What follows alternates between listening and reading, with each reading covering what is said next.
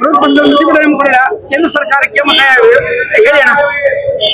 ಇವತ್ತು ಮನ್ರೇಗಾ ಮತ್ತೆ national Herald ವಿಚಾರದಲ್ಲಿ ಇವತ್ತು ಪ್ರತಿಭಟನೆ ಹಮ್ಮಿಕೊಂಡಿದ್ವಿ.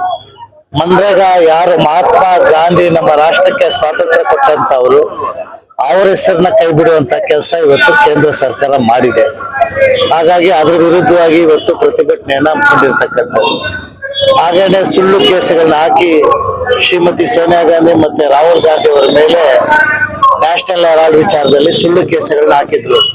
ಅದನ್ನ ಇವತ್ತು ಹೈಕೋರ್ಟ್ ಛೀಮಾರಿ ಹಾಕಿ ಇದು ಅನ್ಫಿಟ್ ಅಂತ ಹೇಳಿ ತೀರ್ಮಾನವನ್ನು ತಗೊಂಡಿದೆ. ಇವೆರಡು ವಿಚಾರ ಇಟ್ಕೊಂಡು ಇವತ್ತು ಕಾಂಗ್ರೆಸ್ ಪಕ್ಷ ಇಡೀ ರಾಷ್ಟ್ರದಲ್ಲಿ ಪ್ರತಿಭಟನೆಯನ್ನ ಹಮ್ಮಿಕೊಂಡಿದೆ.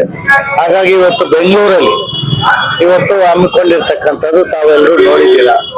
ನಮ್ಮ ಎಲ್ಲಾ ಮುಖಂಡರುಗಳು ಬಂದು ಭಾಷಣವನ್ನ ಮಾಡಿ ಯಾವ ರೀತಿ ಇವತ್ತು ದೇಶಕ್ಕೆ ಅವರ ಅಪಮಾನವನ್ನ ಮಾಡ್ತಾ ಇದ್ದಾರೆ ಅಂತ ಹೇಳಿ ತಿಳಿಸ್ಕೊಟ್ಟಿದ್ದಾರೆ. ಹಾಗಾಗಿ ಇಡೀ ರಾಷ್ಟ್ರದಲ್ಲಿ ಇವತ್ತು ಜನರು ಈ ಕೇಂದ್ರ ಸರ್ಕಾರದ ವಿರುದ್ಧವಾಗಿ ಹೋರಾಟವನ್ನ ಮಾಡಬೇಕಾಗಿದೆ. ಹಾಗಾಗಿ ಇವತ್ತು ಹಮ್ಮಿಕೊಂಡಿರ್ತಕ್ಕಂಥ ಒಂದು ಪ್ರತಿಭಟನೆ.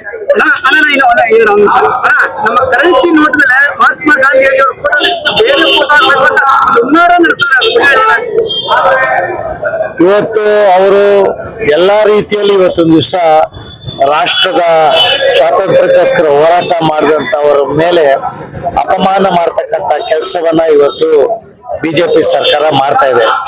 ಅವರು ರಾಷ್ಟ್ರದ ಸ್ವಾತಂತ್ರ್ಯಕ್ಕೋಸ್ಕರ ಯಾರು ಹೋರಾಟವನ್ನ ಮಾಡಿಲ್ಲ.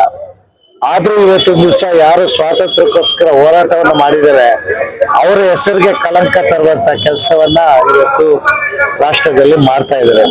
ಹಾಗಾಗಿ ಇದು ಬಹಳ ಒಂದು ಅಪಮಾನ ಮಾಡುವಂತ ಒಂದು ಕೆಲಸವನ್ನ ಈ ಬಿಜೆಪಿ ಸರ್ಕಾರ ಮಾಡ್ತಾ ಇದೆ. ಹಾಗಾಗಿ ಅದ್ರ ವಿರುದ್ಧವಾಗಿ ಇಡೀ ರಾಷ್ಟ್ರದ ಜನ ಹೋರಾಟವನ್ನ ಮಾಡಬೇಕಾಗಿದೆ.